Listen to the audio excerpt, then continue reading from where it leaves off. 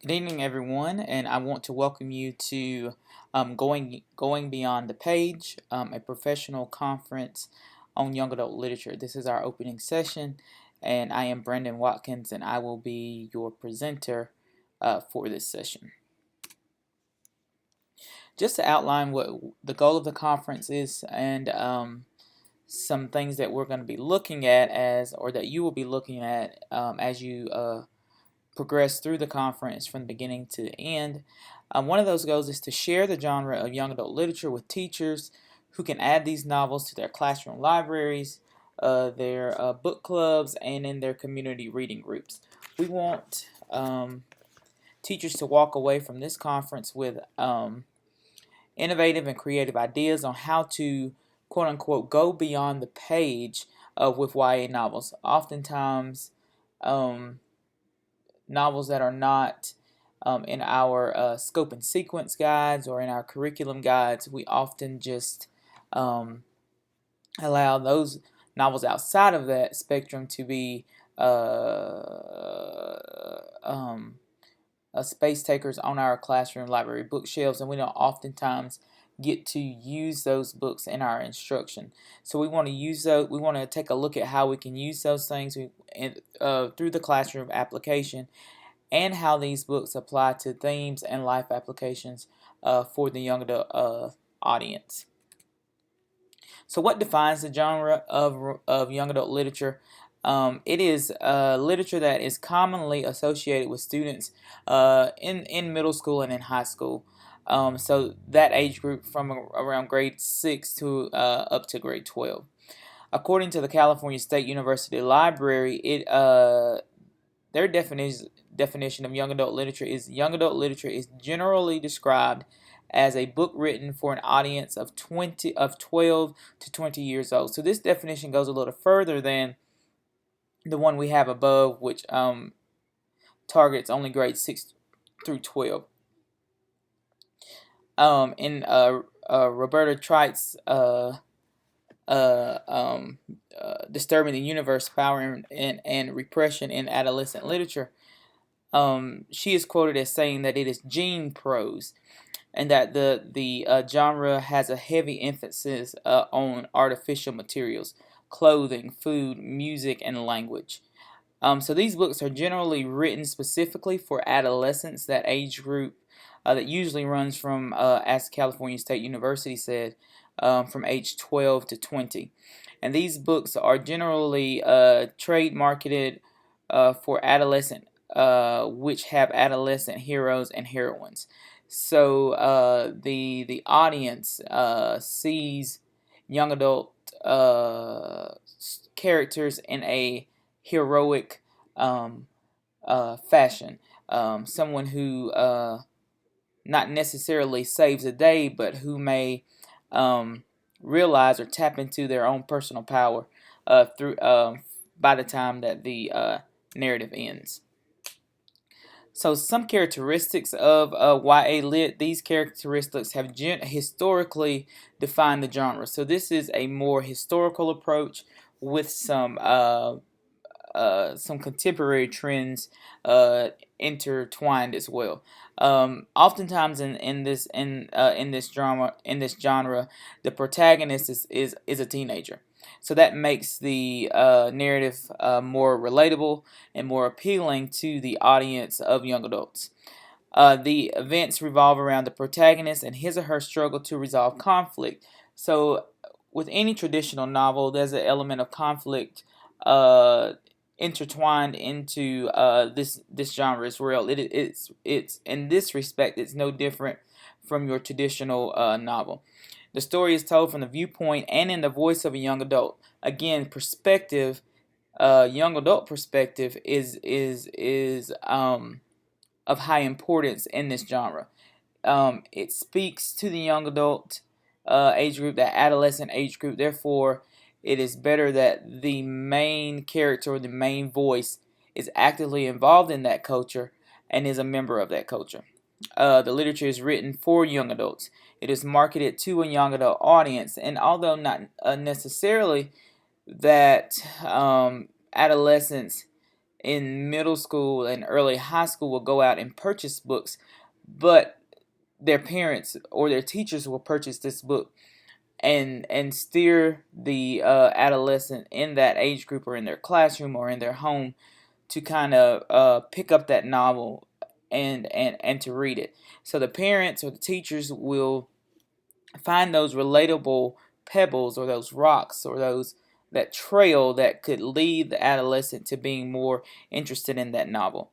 The story does not have a storybook or happily ever after ending, which is a common thread or characteristic in children's literature. So that is one distinct difference between adolescent and children's literature, and also that the parents are noticeably absent or at odds with young adults.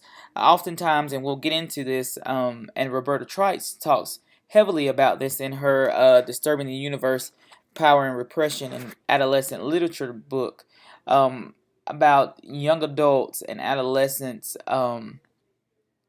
realizing the power that they have through these narratives. And so oftentimes that will put them at odds or on the opposite end of where their parents stand, or what for instance, they will challenge these social constructions or social institutions that are traditional that their parents support, but because their perspective is different and because they have a different experience than what their parents have had.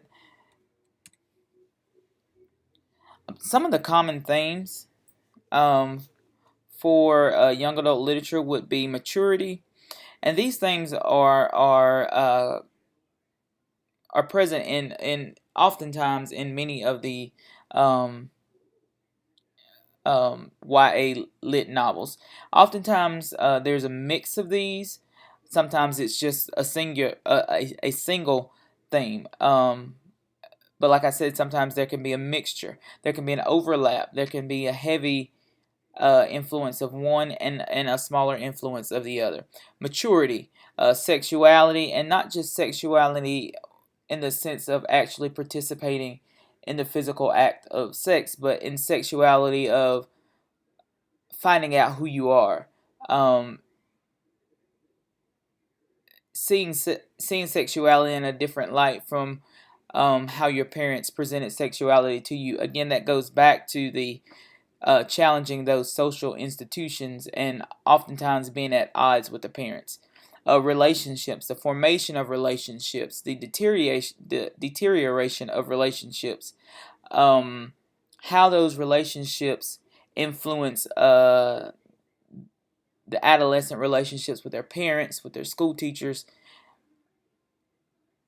is a very interesting dynamic because of the social pressures and the social constructions that these adolescents are dealing with in at the same time. So they're growing, they're maturing, but also they're becoming more knowledgeable and more vast in the experience of experiencing relationships, platonic relationships, sexual relationships, all different relationships that come together to form again their identity that involves sexuality and maturity.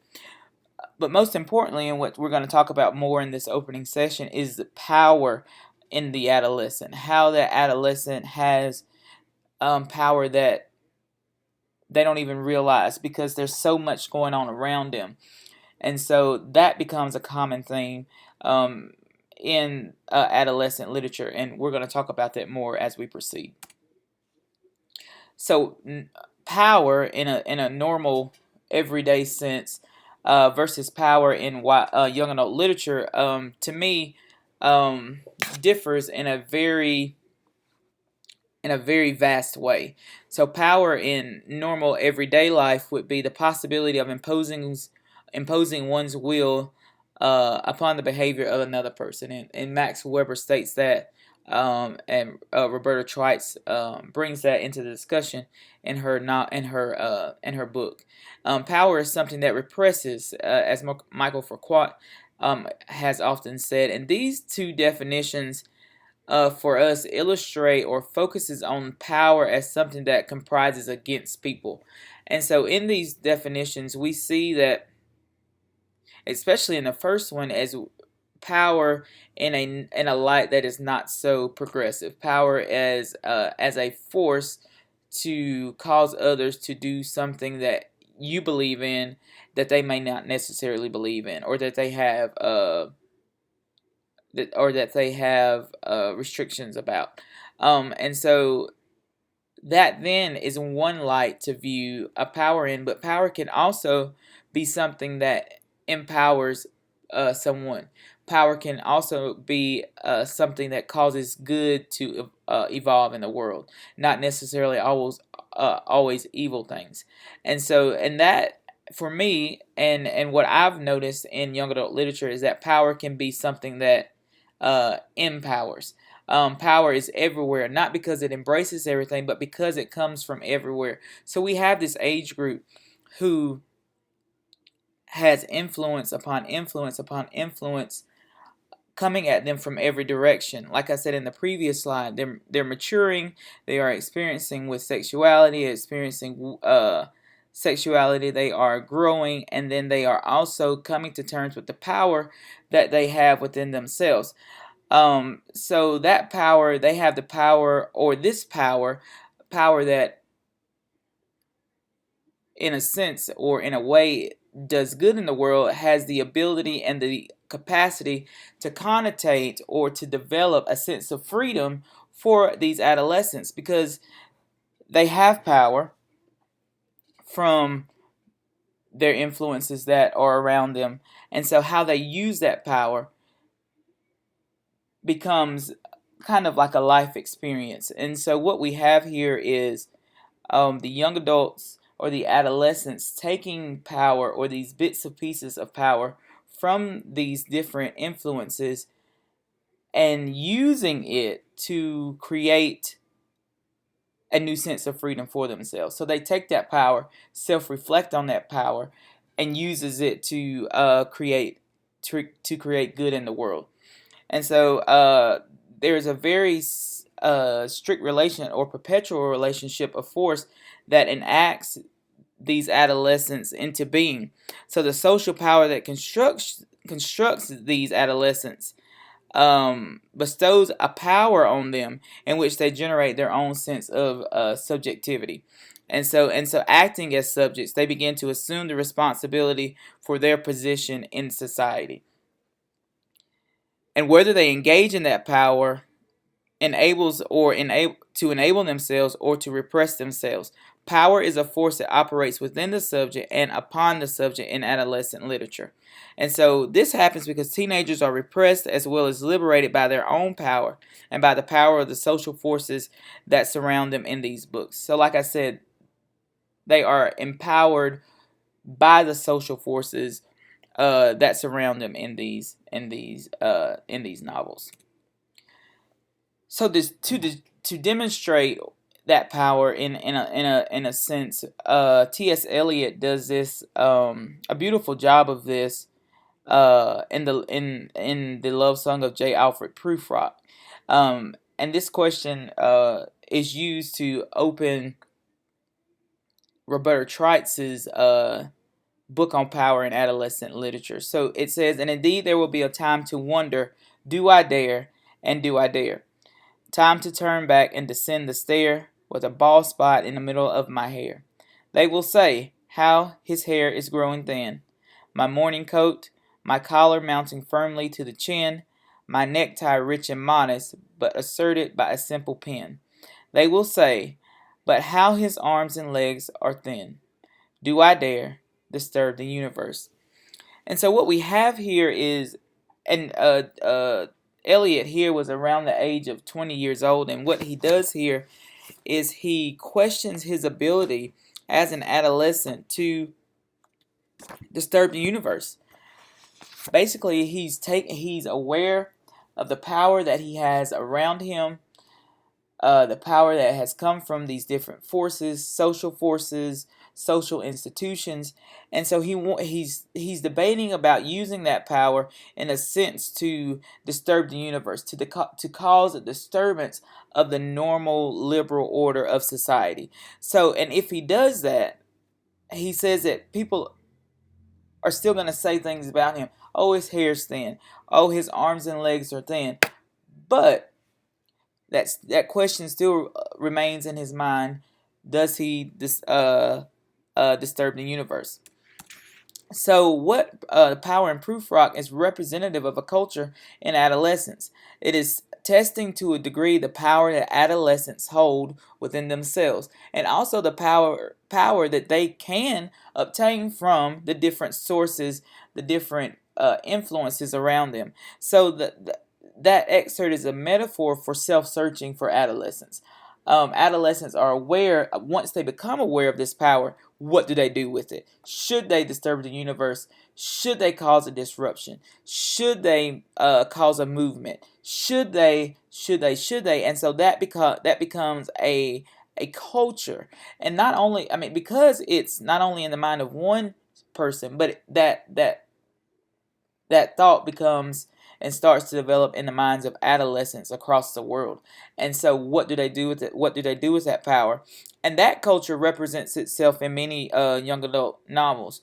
For example, Ponyboy in The Outsiders, Quinn in All American Boys, Star Williamson in The Hate You Give. All of these characters in these novels, Marjane Satrapi in Persepolis, all these characters in these novels are aware of the power that they have in themselves, but they often battle with the question of what should I do with it? Where can I go with it? What good can I cause society if I do tap into this power that is present in myself? So as you proceed through this conference, you will find that there are many examples of this culture represented in the novels that our presenters are going to present on. But also there's elements of literary theory that are tied into our presentations. And there are also classroom applications that you can tie into that are tied into the conference as well. So I hope that our hope here is that the conference will be multifaceted and multifold for you, that you will be able to not only sit here and obtain this information, but that you will be able to use this information in your classroom in the very near future.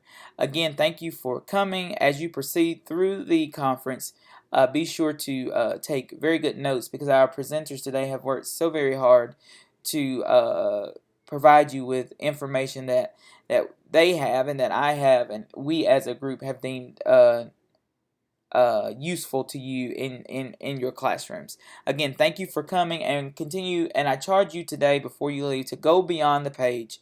Go beyond the wording on the page. Go beyond the traditional sit and get classroom techniques for these novels, but to dive deep into what these novels have to offer, not only to adolescents but to adults and to the world as a whole. Again, thank you for coming, and I hope you enjoy the conference.